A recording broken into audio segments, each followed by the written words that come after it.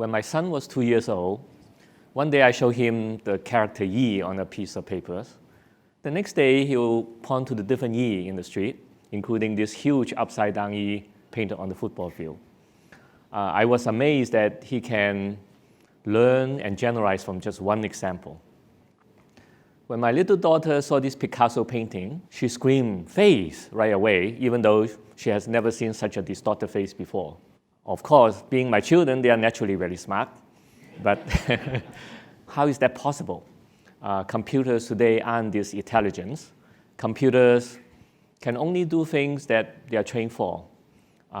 For example, after the Boston Marathon bombing, human FBI agents have to come in to watch hours of surveillance tape to identify the bombers.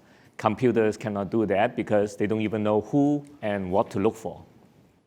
We can train computers to learn to recognize objects by giving them millions of examples with the correct answers. A human baby, on the other hand, learn to recognize many concepts and objects all by themselves, simply by interacting with a few examples in the real world. My research at Carnegie Mellon involved looking inside the brain to study what is going on at the levels of individual brain cells and circuits when the brain is seeing and learning to recognize objects. We want to use this knowledge to make computers see and learn like human.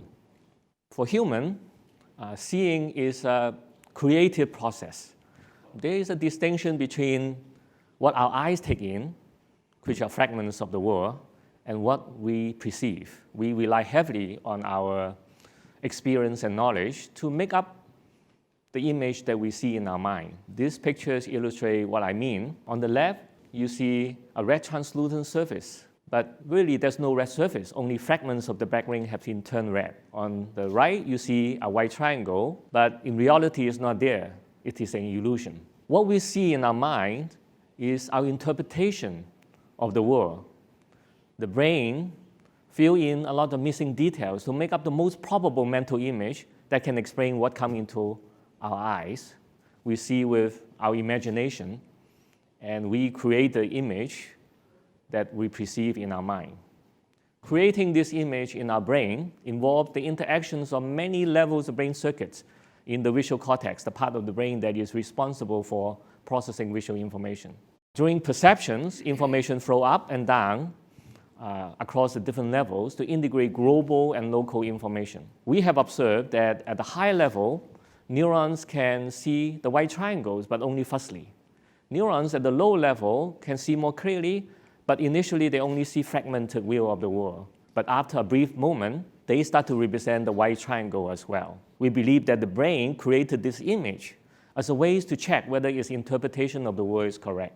This is the result of a computer program we wrote based on the same principles. Given an image, the program has to interpret its 3D structures. For each interpretation, it can imagine what it expects to see.